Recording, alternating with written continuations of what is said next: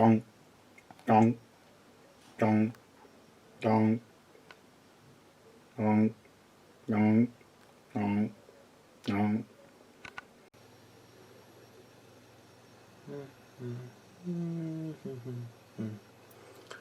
Bum, bum, ba bum, bum, bum, ba bum, bum, ba bum, bum, bum, bum.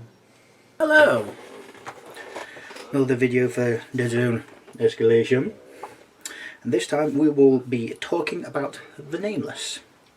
The Nameless themselves, how you describe the language, what they're saying, even what race they are, because they kind of seem to be a collective of different races, is pretty unpronounceable by at least human understanding of language and such like. That's kind of why they're called the Nameless. There is kind of one thing that unifies them, that they have got some sort of aquatic look to them, either tendrils or fins or crab claws, or look like prawns or lobsters, mostly that sort of thing. There are a few things that go against that a bit, but they are peaceful. But well, I'll try and explain. There's a subsect of the Nameless called the Urgur, I think it's pronounced like that, and they came out of their homeland. I think it's called the Void, I think, and they basically started taking over the world, and the GCPS did not like that. Look of the Nameless, well, how the Nameless are, I like to think of them as Cthulhu warrior monks, in their philosophy of fighting only when necessary, and Cthulhu-esque because, well, tendrils and tentacles near enough everywhere. So, let's begin. So, starting with the leaders on page 88, we have first the Psychotroid. 36 points, 4 victory points. Move of 1-2, arm 1, size 2. Shoot of 5, fight of 6, survive of 5. Resilience 2, beast, tenacious, psychic, tactician 2. It has psychic subjugation, range 4, psychic suppression. Has psychic surge, range 4, psychic invigorate, and psychic stunning, which is a bit weird because I don't think it looks stunning. It's a nice model, but you know. Range 4, psychic stun. Weapon options none. Recon 4+, and the splat is Aura of Dread. Spend an army special result on a command dice at the start or end of a model's activation. You may choose one non-pinned enemy model within 2 cubes and line of sight, I'm assuming of the model, and move it 1 cube directly away from the active model. If the model enters a cube with an enemy model, it will initiate a fight action, but may only roll to survive. If the model was in an occupied cube, it must break away to leave the cube. The model is then marked as activated if it wasn't already. You may use a maximum of 1 special per activation. Model with the construct or vehicle abilities are unaffected by this rule. It's a really good leader. More for support options, because let's face it, fighting on 6 is pretty bad. Surviving on 5, even though you've got resilience 2 and armor 1 and your size 2, is not great. Your psychic powers are pretty good. I mean, the psychic subjugation, brilliant. The psychic surge, also brilliant, means models that's already activated can activate again. Tactician 2, that's always good. The tenacious, yes, your opponent model might want to leave combat, so that can help a little bit. And the Recon 4+, also good. The splat is amazing. That's why it's limited to once per activation. Otherwise, you are just taking the mickey so much. Probably my favourite leader. It's probably my favourite. So next we have the Ferromite Prime. 28 points, 3 victory points. Mover 1-2, arm 1, size 2. No shoot, but fighter 4, survivor 5. Beast, tenacious, and tactician 1. Massive claws, range F, AP 2. Has a defender shield. Recon of 7+. And the splat is Rolling Stones. Use an army special result on a command dice to allow the active model to gain the solid and tough abilities until their next activation.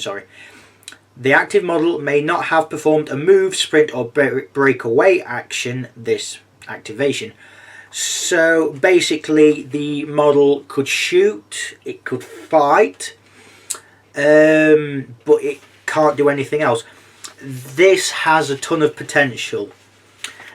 You are going to be using Ferromite Prime if you want a good offensive leader that's fairly cheap, has some good defensive capabilities, and it's got a really nice splat. I mean, you could use it on Ferromites, you could use it on Ogres. Using it on Ogres would be amazing. I mean, that they've got defender shields themselves, so armor 3, and the Ferromite Prime splat would give them solid and tough. You could use them on, I tell you, Blasmite would be a good thing. It's already got solid, but tough on an armor 3 creature, that is ridiculous. I've not tried them yet, but I'd really like to.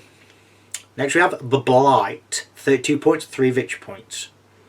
Move of 1-2, armor 1, size 2. A lot of these leaders are pretty big. Shooter 5, fighter 4, survivor 4. Tactician 1, resilient 1, and tough. Ravenous Maw, range F, AP 2, frenzy 1. Corrosive Blast, range 3, AP 1, it burns. Yes. A flamer that's got a bit of range on it. Weapon options: light brackets melee assault, heavy brackets assault, recon 5+, and the splat is caustic spittle. Spend an army special result to allow the active model to perform a free shoot action with range 2, it burns. If the active model has no shoot stat, it can still make a ranged attack with this army special result using the shoot of stat of 7+.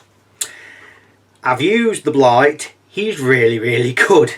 I like the Psychotroid more just because of the tricks you can play, but for sheer frustration on your opponent's face and just how evil it can be with Bernie Bangy Boomy, the Blight is first rate. I mean, you could use them on the Ogres if you want.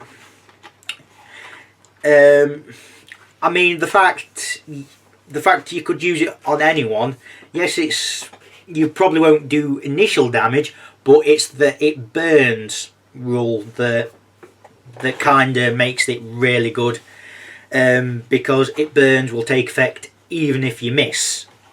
So I think that's a really good trade-off. Also, it's got a good close combat weapon. And it's got a really good flamer. I mean, what weapon options you got? You've got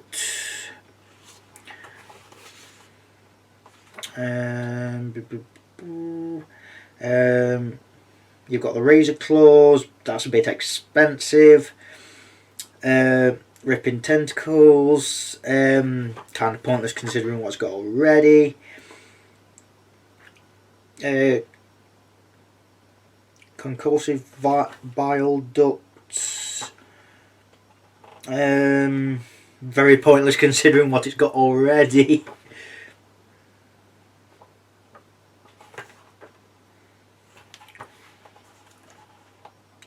Can take a shoulder mounted phaser. Maybe, but It's about burning things, so nah. But again, Blight is really good. I mean, it's tough. Survives on 4s, armor 1, size 2, resilience 1, and it's just good in close combat and range. It's a bit expensive, but I think it's spot on for what it does. So lastly, we have the Fear. 30 points, 3 victory points. Move 1-2, armor 1, size 1. The smallest leader so far. Shooter 4, fighter 5, survivor 4, resilience 1 and tactician 1. Shoulder mounted phaser, range 6, AP 1, weight fire 1. Ripping tentacles, range F, AP 1, frenzy 1. Weapon options, small arms, light, brackets, melee. Recon 5+. Splatter's Creeping Fear. Spending armor special result to give the active model stealthy and resilience 1 abilities until the end of the round. If the model already has resilient, increase the value by 1, which is pretty good. Resilience 1 means you get to reroll a survive die. So if you've got resilience 1, most models, well, not most, a lot of models have got resilience 1. This will boost it up to resilience 2. Not only that, it's shooting really good. I would probably give the Fear a hollow sight. Shooting 4 dice with AP 1 with fire is pretty good. You could give it the twin crystal pistols if you want, or a crystal pistol if you want. Weight fire 1, triclinic shard and rapid fire. It's only range 3, which is the main problem, but you get the triclinic shards out, which is a feature of the Nameless. I've not used the Fear, but the Fear I think is pretty good. If you want something that's a bit more shooty than the Blight, go for the Fear. But it's still not bad. It's a bit cheaper, and it splats a bit more predictable, I'd say. The stealthy and resilience will give you a bit more of a supporting edge. The Blight is just offense. The Psychotroids all support. The Fahrenheit Primes all assault with a bit of support, and the Fears shooting, bit of assault and a bit of support. None of these leaders seem bad. They all have their own strengths and weaknesses in their own way. So I won't blame anyone for taking any of them, to be honest. So yeah, that's it. So next we have the troops on page 90. There are 3. Inca, 8 points, 1 victory point. Move 1-2, no armour, size 1. No shoot stat, but fight of 6 and survive of 6. It has ink sac ability. Teeth, range F. Weapon options, none. The Inca, I like the Inca. If you want to go all hoarding, go for scuttlers. I'll get onto them in a minute. But the funny thing about Incas are they can take items, which means if the scenario mission you're playing is one where you have to carry items back to your own deployment area, these are pretty good. Now, why is that? They seem pretty weak. There are no armour and they're surviving on 6s. However, the size of the model is really tiny. You can hide it near enough anywhere. And if you paint it in dull colours, you can hide it in this, blend it into the scenery really well. The ink sac means you're setting up smoke. It's once per game thing, and also when it dies, it pops smoke. So if you have a couple of these around, you can just set up defensive perimeters and maybe help secure objectives, or allow some of your more melee based Nameless to do a little bit of punching and get in combat a bit quicker without taking damage. So the Scuttler, 8 points, 1 victory point. Move of 1-2, armour 0, size 1. No shoot stat, but 5 to 5, survive 6. Beast, Horde, Agile, Evade. Claws, range F, and no weapon options. So the Scuttler is even smaller than the Inca, you could have these holding on an objective. You can't have them taking items, which is a downside. What you want to do with these is hoard them up, as kind of the ability suggests, so you can get more dice to do damage in close combat. Otherwise, on their own, they are pretty bad. The Agile and Evade does help if you want to climb up buildings, or if you do take damage but survive, you move about a bit quick. I like the Inca a bit more because of the options for supporting your troops and specialists and vehicles a bit more. But the Scuttler's not bad if you want something that's really low, that's really hard to hit. Lastly, we have the Gunslinger. 13 points, 1 victory point. Move of 1-2, 1 armour, size 1. Shoot, fight and survive of 5. It has the twin crystal pistols, range 3, weight fire 1, rapid fire, triclinic shard, weapon option, small arms, which means the only other option is just the basic crystal pistol. I wish there was another weapon option for small arms, but hey ho. I like that the Gunslinger's in troop. It means you've got someone that's alright at shooting. You've got someone that can lay down the triclinic shard, which means if someone gets a triclinic shard on them, all other Nameless get +1 dice in melee. Think of the Pathfinder tag rifle. It's kind of like that, but it stays on for the rest of the game. You cannot get rid of it whatsoever. Saying that though, a lot of the models that do have weapons with triclinic shard hit on 5s, which are the main downfall. But shooting on 5s ain't horrible. It's like half the time. And either have good range or have got way to fire on them. Plus, it can rapid fire, which means you can suppress if necessary. You might think it's a bit expensive, but if you want a troop that's got a bit of shooting on it, it's not bad. And it's got armour, which again, it's not bad. So that's it for them. So next we have the specialists, starting on page 91.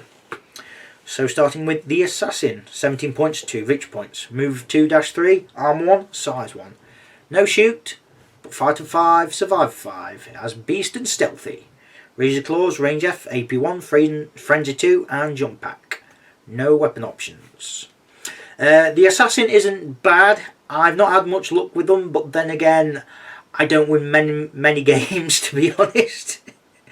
It's kind of a thing with me. I know how to play the games, I'm just not very good at winning them. The thing about Assassins are, you either take Assassins, essentially, or Terrors. Because Terrors are bigger, they're chunkier, they've got more brutality, but they are 7 points more. So you're kind of like getting a Assassin and a half for the points cost of the Terror.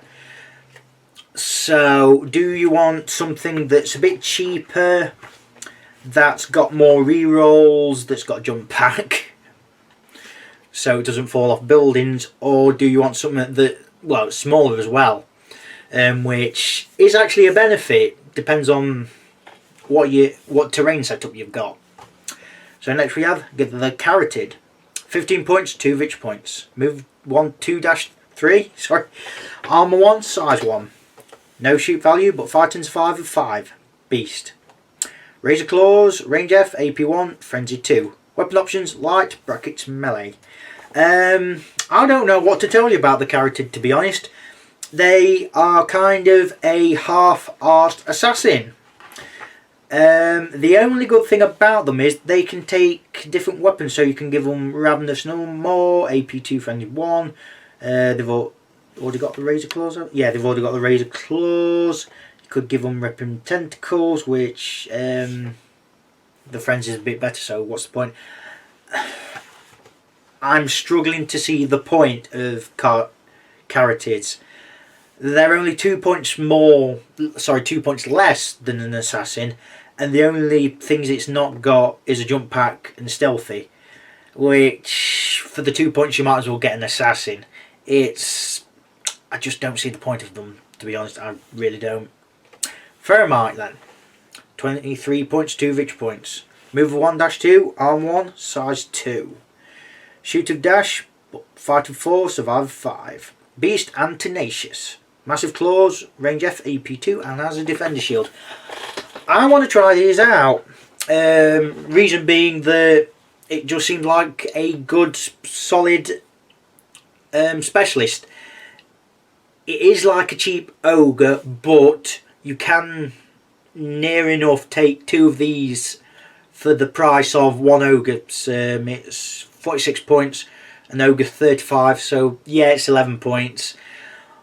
But you've got the defender shield, which means you can give people more armour, and it's only size 2, so you can put it in a cube with maybe another thermite, an assassin,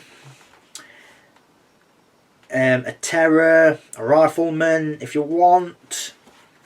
Even any of the leaders. I mean, you're making them armor 2, which isn't nothing to laugh about, to be honest. So you have got options. I really want to try them out because I've got about 4 or 5 of them actually. Some made from the Dreadball team, some I've got the proper model, so we'll have to see. So next we have the Ogre. 35 points, 3 victory points. Move 1-2, armor 2, size 3. No shoot stat. Can you see a pattern here? Fight of 3, survive of 5. Beast, tenacious, massive claws, range F, AP 2, and has a defender shield. I like the ogres. They are really hard to kill, and they hit really hard. These, in my opinion, are slightly better than the Aberration.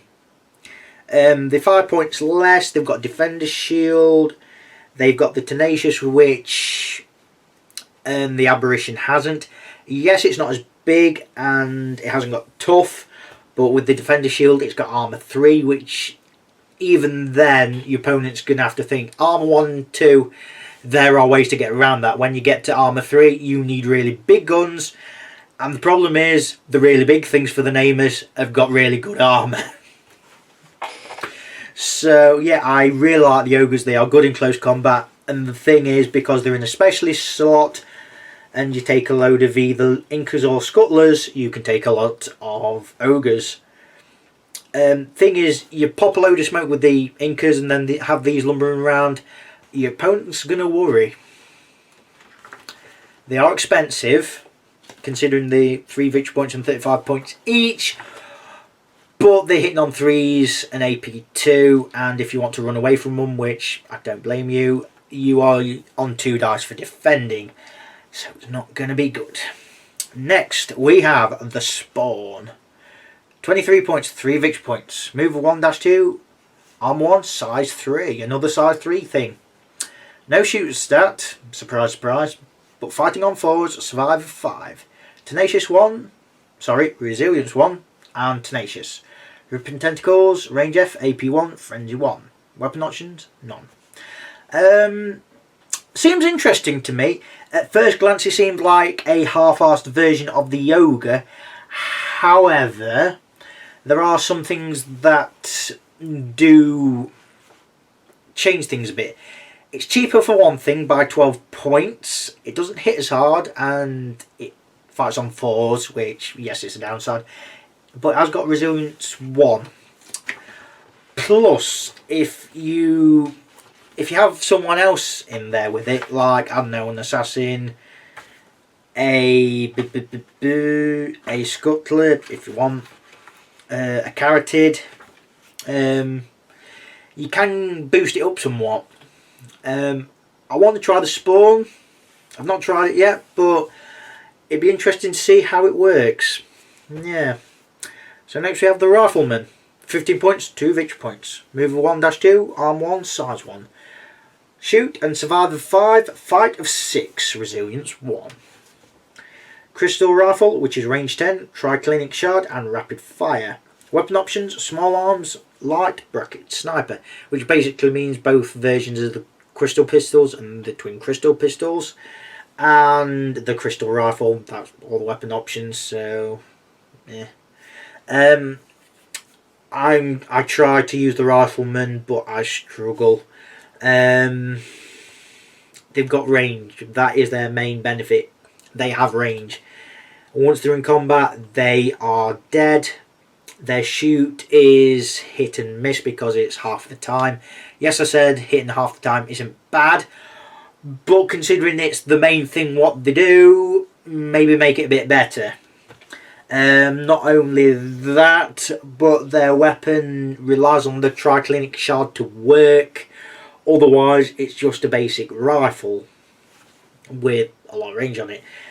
So I don't know about the rifleman, but I think people have made it work, so we'll see. So next we have the Needle Drone. 10 points, 1 victory point. Move 2-3, armor 0, size 1. Shoot of 6, survive of 5. Hacker, agile, psychic. Psychic charge, range 2, psychic, blast. Weapon options, light, brackets, assault. These, I don't think much of them because they are a little bit expensive in my opinion, and they're taking up a specialist slot, and considering what I've talked about so far, it's got a lot of stiff competition. The funny thing about them is you can take a shoulder mounted phaser, you can take a corrosive blast if you want, so you can have a needle drone at 16 points, 1 victory point, going around with a range 3 AP1 flamer, which is ridiculous. I want to try it with that, but other than that, I can't say I'm too fussed on the needle drone. It just seemed a bit too weak, in my opinion.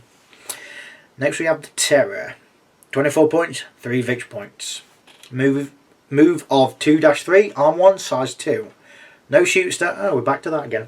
Fight of 4, survive of 5, resilience 1, agile and stealthy. Ravenous Maw, AP 2, range F, frenzy 1. Weapon options, none. So this is the thing. You've got a fight out between the Terror, the Spawn, the Ferromite and the Assassin. And the Ogre. Well, not the Ogre, because the Ogre is a bit too expensive and on a higher tier than the others. I don't mention the Carotid because it's using a specialist slot, and let's face it, if you want to take Carotid, just take an Assassin, it's better. So let's face it, if you want the Terror, you've got size 2, resilience, stealthy, agile, and fighting on 4s. The Spawn is a point cheaper, and it's bigger, but it doesn't hit as hard because it's AP1 not AP2, and it's not stealthy. Well, come on, it's basically the size of an ogre, so why would it be? Which I can kind of see why it would be. Yeah. You've got the Ferromite, which has good defensive options and hits pretty hard, and you've got the Assassin, which is the cheapest of all of them. It's fairly quick, and it's got a jump pack, which means it can jump off buildings and pincer people. It depends what you want to go for, but any of them are good options. Obviously the Ogre is that's neither here nor there, but any of them is a pretty good option. Depends on what you go for. That is the main problem you've got, and they're not cheap, and the victory point cost is a bit expensive. But considering what they do, they are really good. So lastly, it's Project Oberon. He's a living legend, so that means you can't give him items, you have to leave him as is. You can't take more than one of him in a strike force. He is what he is.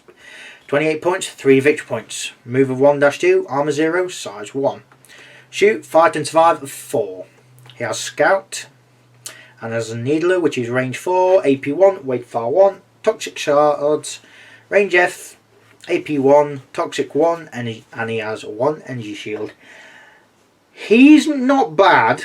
He's got 4s all around, which means you shoot him pretty well.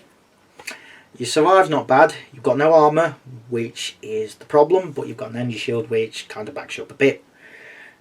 Can considering what I've been talking about, he is a bit expensive, but the Toxic one and the Scout is useful. I don't think I'd ever use him, to be honest. I think, considering what I've said before, the Ogre, the Terror, the Spawn, the Ferromite and the Assassin, they're your main ones for specialists really, and then the others, if you want. So that's it for the specialists. Next we have the vehicles on page 93. So firstly, the Baphomet. 27 points, 3 victory points. Move 1-2, arm 3, size 4. Shoot, fight and survive of 5. Solid, beast, tenacious, psychic. Hard points 2, light brackets melee, heavy brackets assault, explosive, lance, melee. So this is basically your heavy weapon deployment thing. You could have it doing close combat with the massive claws, which is AP2. You could have the Silent Disruptor, which is AP2 psychic suppression. The Crystal Launcher, which is indirect 3. Heavy, Cryoclinic Shard and AP1. You've got the Crystal Cannon, which is AP4, Weight Fire 1 and Triclinic Shard. You've got the Corrosive Bile Ducts, which are range 3, AP1 volatile. It burns heavy, which is its problem. It's heavy, and considering what other flamey weapon there is, it seems pointless. So other than the Corrosive Bile Ducts, I just would not bother. Anything else I would bother with. The massive claws and the Crystal Cannon, you can take both of them. That is making it 39, 46 points and 5 victory points, which it ain't cheap, but you've got a strong ranged option and you've also got a good close combat option. The Crystal Launcher and the Psionic Disruptor are both taking up both your hard points. So, I mean, it depends what you want. Do you want something that can get the Triclinic Shards out probably a lot quicker? Do you want something that can hit armour pretty well? Do you want something that gives you a bit of close combat capabilities? Do you want something that's really good at suppression? You've got options. So next we have the infamous thing of the Nameless, the Goliath. 48 points, 5 victory points. Move of 1-2, armour 2, size 4. Shoot of 5, fight of 3, survive of 4. Solid, beast, tenacious, tough. And if them stats alone aren't enough to give you a bit of a shock, I'll continue. Crushing Maw, range F, AP 3. Lashing Tentacles, range 2, smash. Yes, it has a ranged weapon. So, what does smash do? It basically means if you hit, you pull the model. Well, actually, you move the model you've hit 1 cube anywhere you want, towards you, away from you, to the side of you, whatever. And then the model is pinned. So it's ridiculous. I wouldn't count on this being the most amazing thing for shooting, because let's face it, it's shooting weapons, short range. It's mainly there to make sure you pull it into close combat or pushing it away so someone else can get some pot shots or get some close combat out of it if they're closer. It's a monster in close combat. It's got tough, it's got armor 2, it's got size 4, it's got range, it's got an AP3 on its close combat weapon. It's solid, so that means you can't get pinned. It survives on 4s. It's tenacious, so if you have to run away, you are probably going to get hurt a lot. I mean, if you combo this with the Psychotroid's Aura of Dread, you are really, really going to suffer. I mean, partner it with the Fear, it's going to be a nightmare as well. I mean, partner with the Blight, I mean, it's got a free flamer thing. You could potentially get 2 of these in a force. I mean, let's take the cheapest stuff. Ferromite Prime is 28 points. 6 Incas, so that is 48.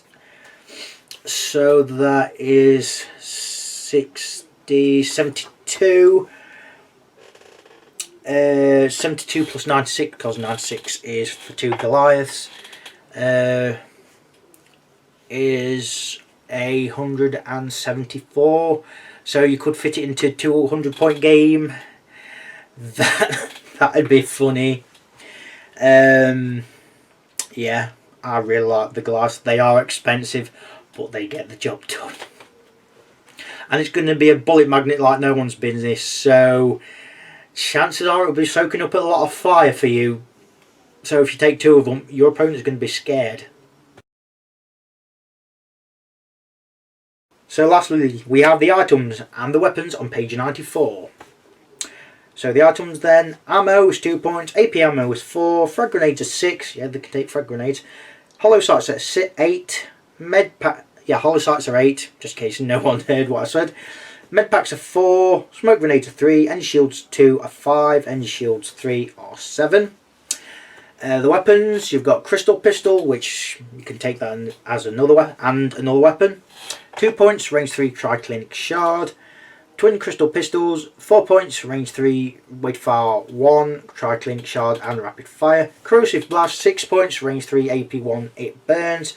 Shoulder mounted phaser, 5 points, range 6, AP 1, weight fire 1.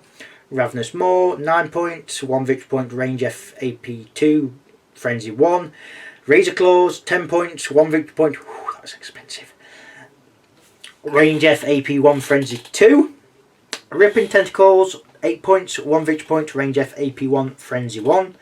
Psychic Charge, 4 points, range 2, psychic blast. Psychic Subjugation, 6 points, 1 victory point, range 4, psychic suppression.